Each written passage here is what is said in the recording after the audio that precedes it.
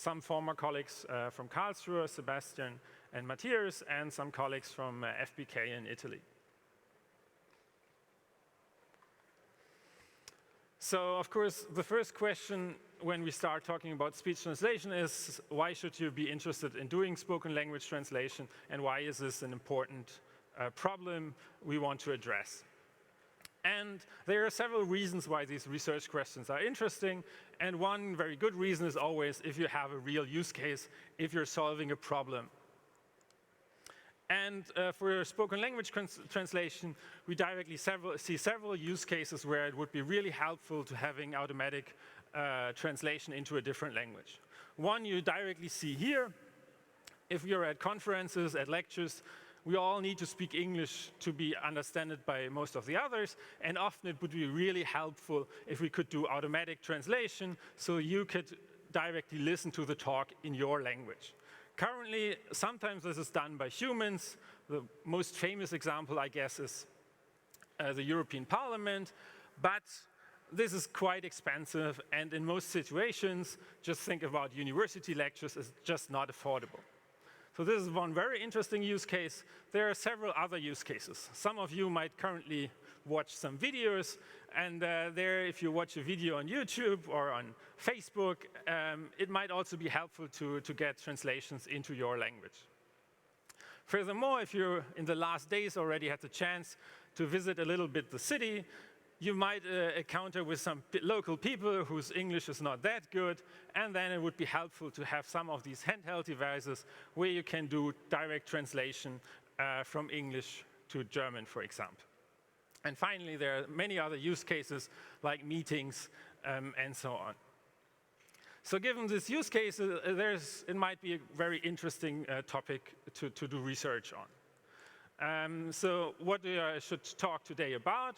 So I'll first give a little bit of an introduction, what different application scenarios there are, how they differ. You've seen there are a lot of use cases, so it might be different situations there. And then currently, as in many areas, we're having two interesting approaches to do this. It's very similar to automatic speech recognition. We have more the traditional approach, which is in this case a cascaded approach, where you first use an automatic speech recognition to generate a transcript in the source language, and then you're using state-of-the-art techniques for machine translation to translate it into the target language.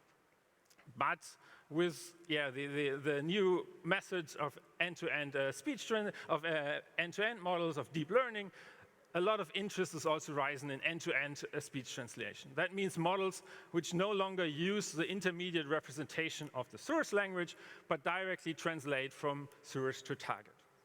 So I'll review these two approaches and a little bit compare them. And then in the second part of the talk, I want to address several challenges which make spoken language translation difficult.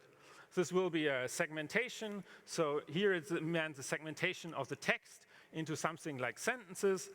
Then one very interesting research topic which recently got a lot of more attention is simultaneous translation, where you need to generate translation with low latency, and at the end finish with some thoughts about spontaneous speech.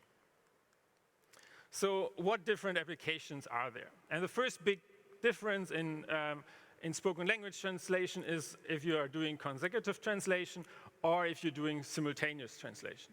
In the first case, you're having some speech in the source language, and afterwards you're translating this one or two sentences. And then it's again, somebody speaks, and then you have the translation. So the nice thing is you don't have no overlap, you have already some segmentation. In a scenario like here, where I'm just giving a talk, that would be not really helpful. I mean, you would wait a long time in between, and it wouldn't be like a continuous presentation. So there you're having simultaneous translation, where you in parallel listen to the talk and see or hear the translation in your language, which makes it more difficult. You're having issues with segmentation, with speech overlap, and all these things. Secondly, a difference is the number of speakers. Like in ASR, we're having situations like these, where we are having a presentation with only one speaker, and then there are situations with multiple speakers, like meetings, which makes it all more difficult to do, especially the speech recognition. And finally, or not finally, but the third point is the online and offline system. So for some use cases, it's okay and good to do offline translation. That means you're translating the audio in something like a batch mode. You're having the access to the full video and can use all this information to generate the translation. On the other case, for example, lectures, it's important that you directly see the translation. And in this online case, so you're producing the translation while the speech is also produced. And then there are two important factors. First of all, you need real-time translation. That means the processing needs to be as fast as the speech is output. Otherwise, you're lagging more and more behind. And in this scenario, it doesn't help you to get a translation of something I said like 5 slides in the past. You need really the translation as fast as possible. But even if you're real-time, it doesn't mean you have a low latency. So the second important issue is the latency. That means the time between I speak it and you see or hear the translation. And in order to be having a really useful system, it's important that this latency is somehow minimal. And finally, it's the presentation. So how do you present the results to the audience? In a lot of systems, it's done by text. So you're seeing something like subtitles, and you can follow it in parallel, like you know it might be from videos. That's most of the research currently is done on, and therefore in this talk I'll focus mainly on this. But there's recently also work, and you'll see it, I think, in the next talk, where people directly try to produce audio so that you can have something in the ear. Both of these modalities have advantages and disadvantages, and I think there are application scenarios where you would prefer the one or you would prefer the other. And finally, of course, if we want to do research on that, it's really important that we're having data to work on. And these are some of the recent data where most work currently is done. So especially on end-to-end models, it's important that you have an alignment between the audio and the target language, not like typically where you have an alignment between the source language audio and the source language text. And one of the first data where it was done was the Fisher data, which is telephone conversations from Spanish to English. Then in the speech translation community, there has been a lot of work on translations of the TED, which was mainly driven by the IWSLT evaluation. So there's a large shared task where people can submit their system and compare the performance. And this is mainly done on TED Talks. And now there's also a corpus where you can train end-to-end models on this corpus, the must-see corpus, where we have translations from English into 8 other different languages. Besides that, there are several other corpus. There's LibreTrans, which is English to French, and significantly an amount of other data where you can also do interesting research on. Okay, so much for first an introduction. Now I first want to look at the cascaded approach, which is there for quite a long time, but similar to ASR, it still achieves often state-of-the-art approaches. So if you really want to build the best possible speech translation system, this is mainly what you would go for. So how does cascaded spoken language translation look like?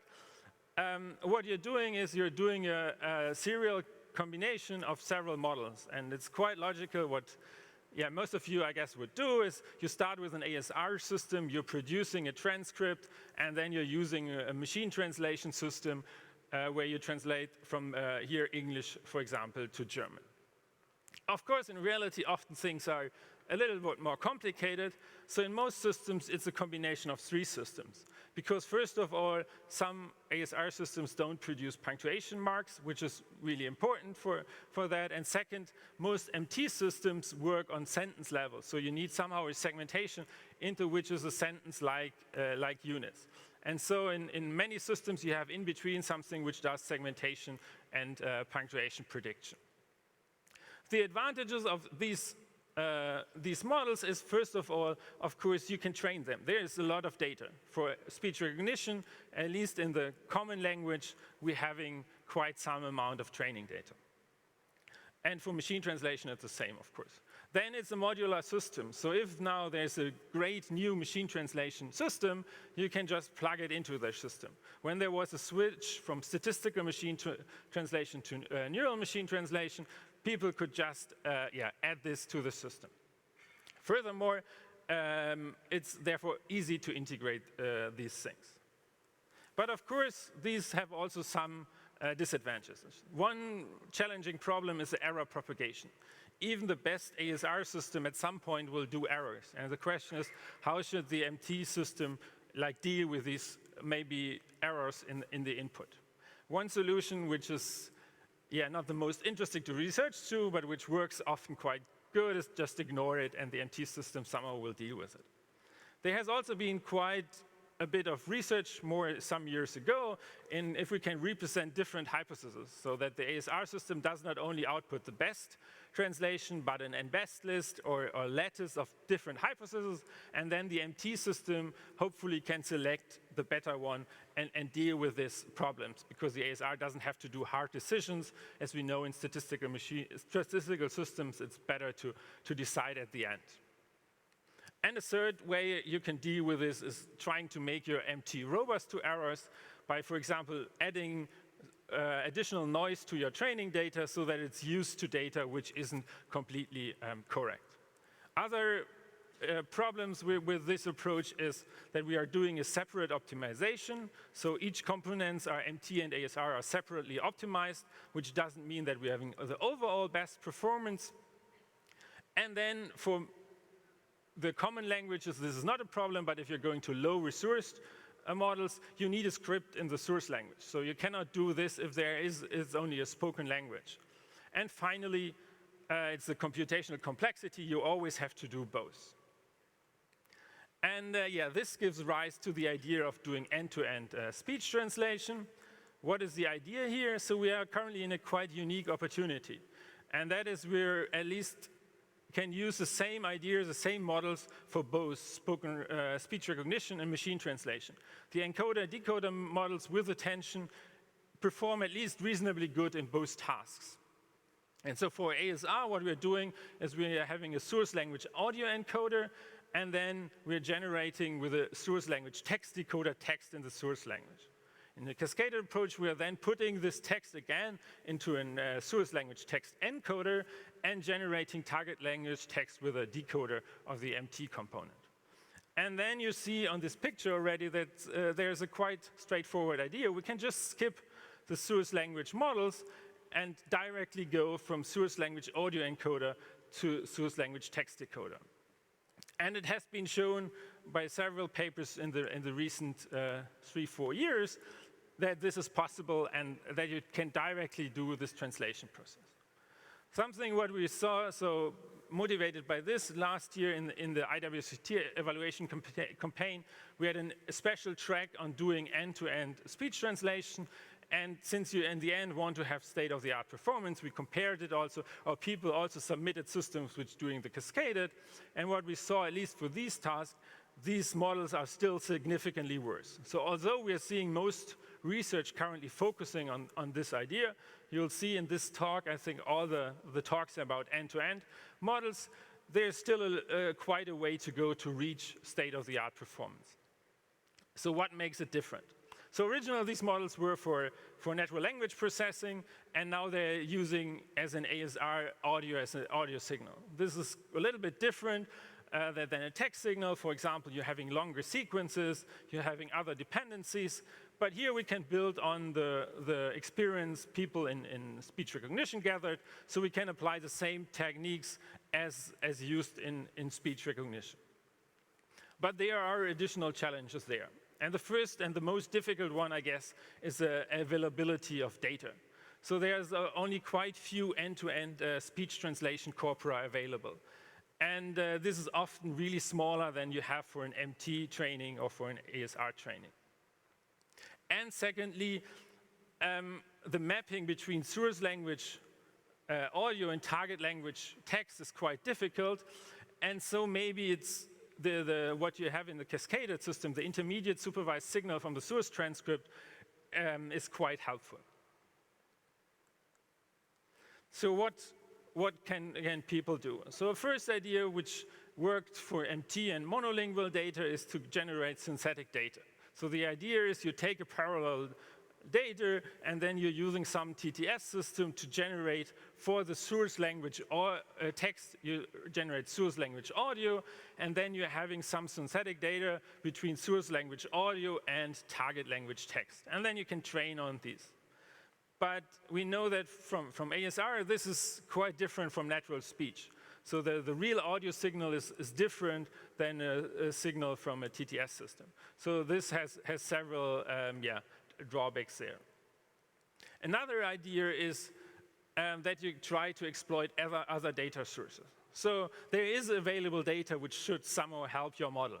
We're having speech data with transcripts where all the ASR systems are trained on. We're having quite large amounts of data, of parallel data, where the machine translation data is trained. So the second idea, by doing multitasking, can we somehow share parts of the network and train a machine translation system, an ASR system, and a spoken language translation system together and share part of the network, and thereby the spoken language translation system is able to learn also from these other data sources. And there have been some different works presented. A first idea is to do something which is pre-training. So you start with the ASR task, and you can start an end-to-end ASR model with a source language audio encoder and a source language text decoder on that task. And then in a second step, you switch to a SLT task where you take the source language audio encoder, the same one, but now use a new decoder, which is on the target side, and train then with a smaller amount of data. But you can somehow, your audio encoder is already trained also on the ASR data, and therefore has significantly more data to learn on. Secondly, what you can then, of course, also do, we knew that from other tasks, you can do multitasking, where you just jointly train both with different schedules, where you train the ASR system and the SLT system. One challenge we are facing here is somehow the question, how efficient do we use these other data sources? So there has been work showing that if you increase the number, your data in ASR, it helps the cascaded system significantly more than it helps the SLT system. So what the research question is, how can we gain more from this additional type of data, so from the MT data or from the speech recognition data. Therefore, now you can go, the other question was that the supervised intermediate signal of the source transcript might also be helpful.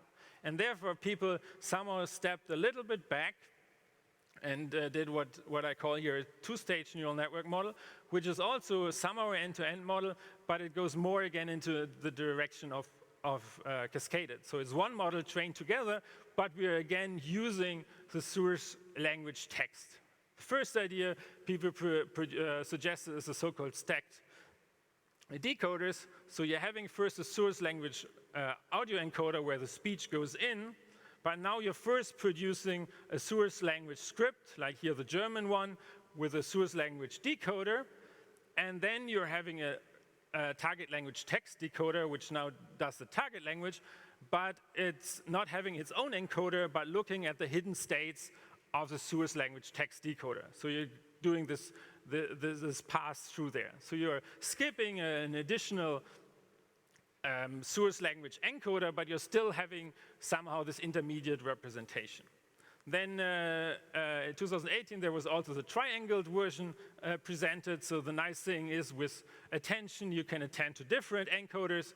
So you're attending then to the source language text decoder and to the original audio encoder. So somehow you're not only relying on the decision made in the decoder, but you can also directly look at the text decoder. And a second idea is, since you don't want to rely so much on the decisions done by the German decoder, you can, instead of looking at the hidden state, also look at the context vectors which are put from the source language audio encoder to the decoder. Okay, so much for these two models. Then I want to now highlight some additional challenges which you are facing when you're building a speech translation system. And I'll start with segmentation. So why is segmentation important? So in a lot of applications, we don't have predefined segments, but we're having a continuous stream of audio like I'm producing currently here in the presentation, and I'm also not producing any punctuation marks. And then you normally need an automatic segmentation for different reasons. Even for the source language, it's important to increase your readability. For segmentations, it's sometimes also, for semantics, it's also sometimes important. There's a quite big difference between let's eat grandpa and let's eat grandpa. At least for the grandpa. And finally, in the cascaded model, if you want to use just out-of-the-box machine translation systems, they are normally operate on sentence level. So if you just want to use them out of the box, you first need to produce something which looks like a full sentence. So how can we do that? There are different approaches presented. In the beginning, there were several ideas using language model and some acoustic features. More recently, most systems either model this as a sequence labeling. So at the end of each word, you're predicting should there be a punctuation mark and which punctuation mark should be there. Another idea to doing it is maybe mainly coming from the machine translation people. They know how to do machine translation systems. So we're just modeling it as a machine translation task where we remove the punctuations from the source language, and then we're having source language with punctuation and without punctuation, and we are doing this as a translation task. There's been some research where exactly you want to put the segmentation between ASR and MT, after MT, or included into the MT. But I think most work currently, so that it was shown by Peitz et al. That the best performance there was achieved by doing it in between, and it's also what most people are currently doing. Then there's the big challenge of simultaneous translation. So that is the case when you generate your translation while you're producing the audio. And there you have to make somehow a trade-off. So on the one hand, you want to have as much context as possible. So wait as long as possible, because then you can make better grounded decisions. If you know the full sentence or even more, you know more about what was spoken and then can generate a better translation. On the other hand, I already said we want to produce a translation as fast as possible. If you imagine you would see the translation 3 or 5 seconds after, it's really hard to think between what are on the slide and what the speaker is saying. And this is especially challenging if you are dealing with languages with different word order. One famous example is there, like German and English. If you're here, in German, we're having this crazy verbs which have a prefix, like the anmelden here, which means to register. And if you're having a different prefix, which is abmelden, then it means to cancel. And the problem is now that the prefix is not really before the verb, but you can split it off, as here in the example, or you have to split it off and put it at the end of the sentence. So if you have the German sentence here, you only know at the end of the sentence if he registers for the conference or if he cancels his registration. And so if we want to really produce the correct output, we have to wait for the whole sentence to be said before we can produce the correct translation. And of course, this is already quite waiting too long. In German, the sentence can get really, really long, and you can have a lot of words in between, more than these 4 in there.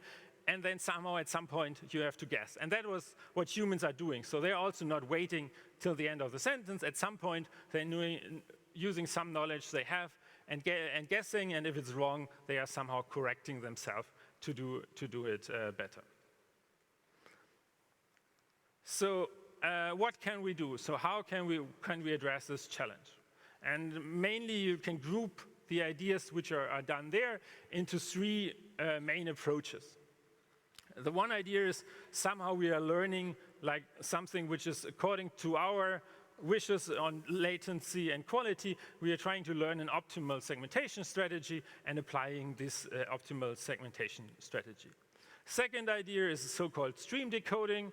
It was already used in statistical machine translation several years ago, and recently got a lot of attention again with neural network models and so on. There has been quite some proposed works on that, how we can directly learn if you now should generate the next word or if you should wait for the next source words.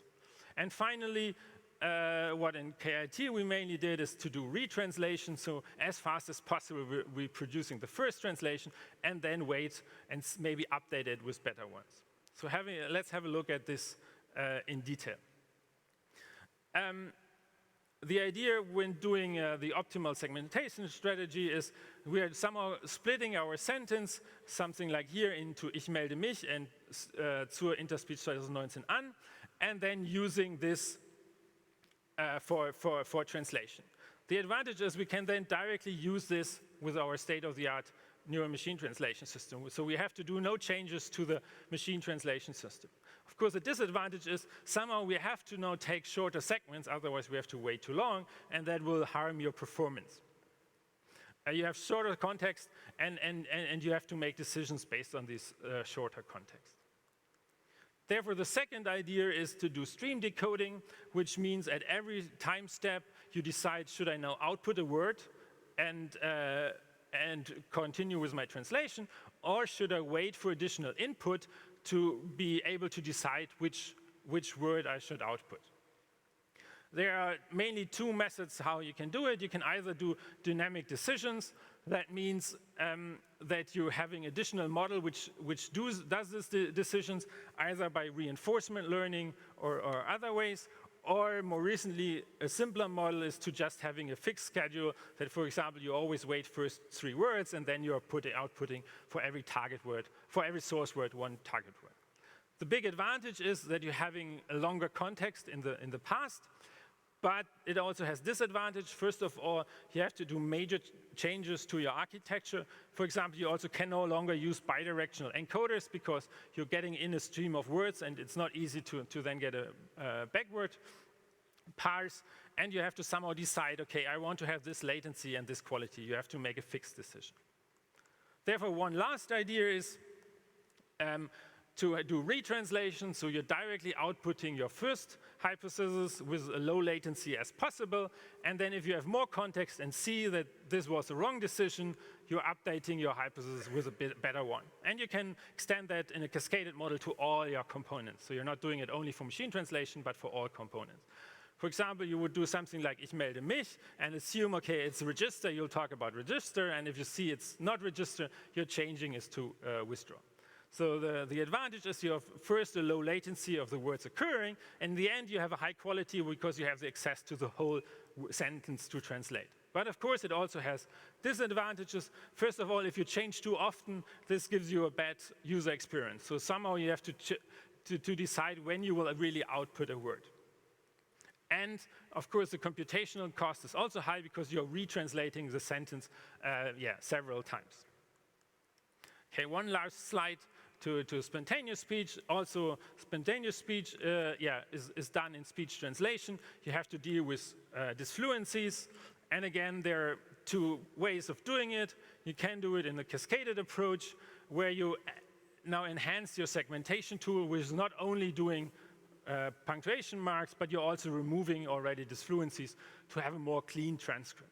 And more recently, there's also work on directly doing the translation and removal of disfluencies.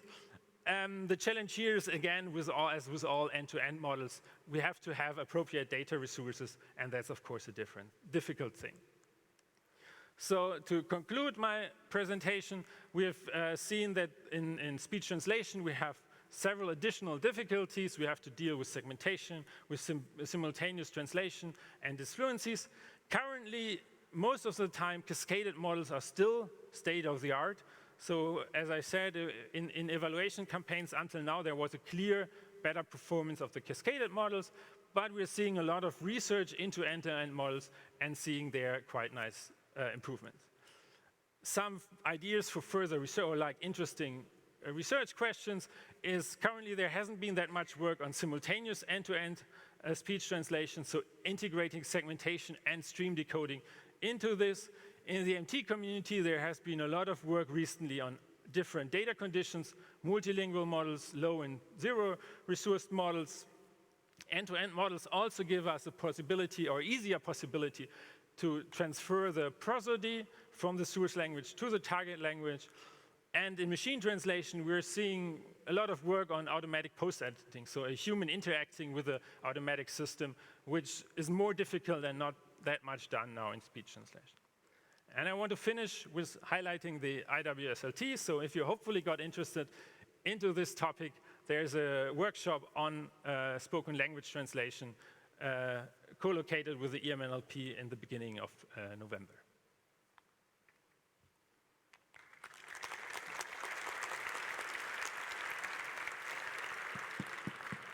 Thank you. Does it work? Thank you very much. We have time, plenty of time for questions and comments. Do we have microphones here? Yes, so maybe the first one here and then over there. Microphone here, please. First row.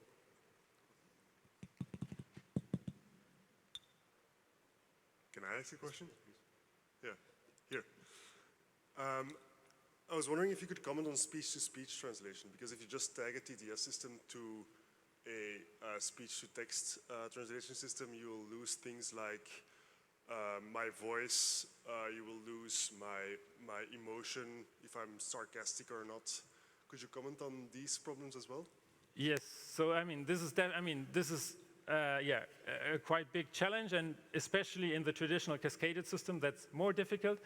I think in the next talk you'll hear about a little bit about this, because they are proposing an end-to-end system where it might be easier to do this, but there's also been work on cascaded system where you try to use additional information about procedure, so encode it somehow in your translation and in your source, and then transport it all the way to the audio. But this is still an open research question. I was going to ask a very similar Just question. Wait. There's another question here. Wait. I was going to ask a very similar question, is that by interposing text, you're throwing away so much information, and it's why there isn't a richer representation other than text as your intermediate representation, but you've kind of answered that. Can I come back to a slightly different question? My understanding of the way in which you're saying these systems are better and worse than one another are simply in terms of whether the right words are in the input and the output. Is that correct? So you have these metrics which compare word pairs, and they count word pairs, for example, between the supposed translation and the correct translation, something, right? Is there any evaluation in which you look at comprehensibility, or whether how well the meaning of the utterance is actually being conveyed from the speaker to the hearer? So I think not in the last 2 or 3 years, but a little bit before, there has been in the IWSLT also a manual evaluation, but it was more directly on the quality. So just to ensure, and at least for the MT metrics, there's a whole research field on that, but there at least is some correlation between the quality of the MT metric and the output. There has also been some works, I only know about works which is a little bit older, on how much you understand, and there one important issue was that even for humans, if you have human translation, it's you understand quite a little bit. So even if you have a simultaneous translator, the information that are going to the audience is significantly less than in real in no translation scenario. So there's a chance that you even get somehow on that level. But this is a older one. I don't know yet any really recent work on that. Okay. One more question. Yeah, so thanks, Jan, for this excellent survey of the topic.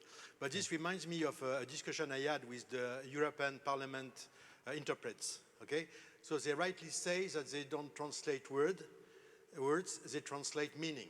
Yeah. Which is already challenging for the machine in terms of latency and segmentation, as you mentioned. But then they even added that the European deputies, they don't say what they mean and they don't mean what they say. So So how do you see the machine coping with these kind of problems? I think we're only currently going into the direction where this is important. For a long time, the quality was so bad, so we were happy when it's mainly translating what was said.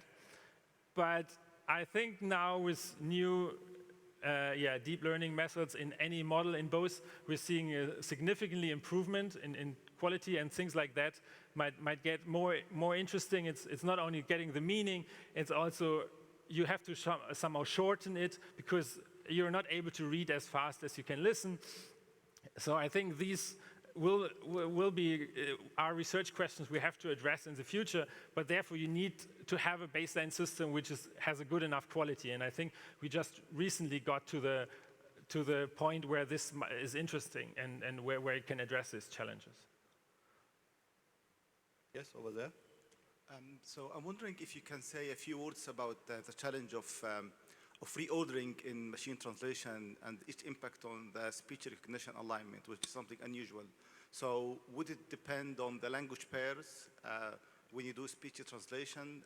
So I wonder if you can say a few words about it. I mean, reordering, at least for in the case when we were at statistical models, in most language pairs, it was the most difficult problem in machine translation. And since the cascaded model is somehow a very good model of doing speech translation, it was also there the biggest issue. It's not only in the low latency condition in general. The one problem when translating, for example, between German and English was always the word order.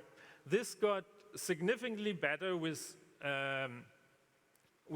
neural models, so we're seeing there are less problems. Of course, it's still a challenge, and this makes translation, I mean, you often see in which language pairs are difficult is often language pairs with a different word order. If you're translating from English to Spanish, you know it's like one of the language pairs where you have the highest performance, and there you have very limited word reorderings. They're especially difficult if they are long range. So short range often work quite well, but if you have to, as here, like whole sentences, that's making really the translation very difficult.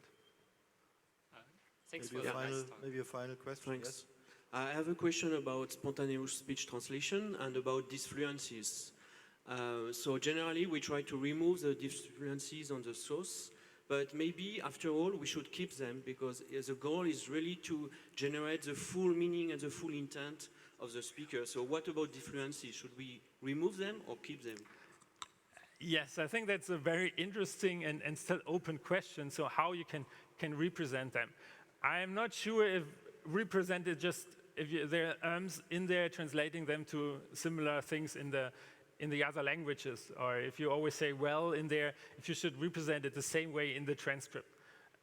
Maybe you should annotate it.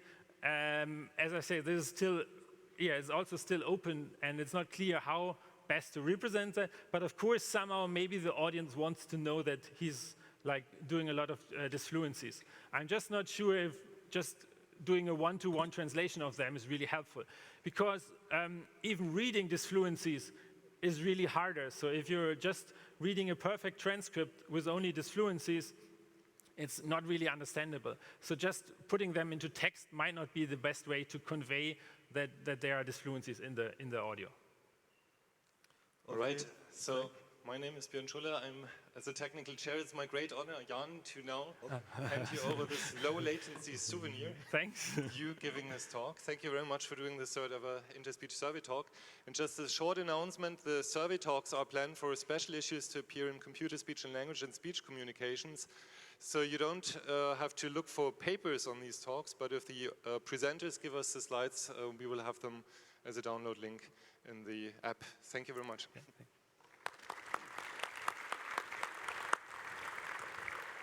Okay, thank you.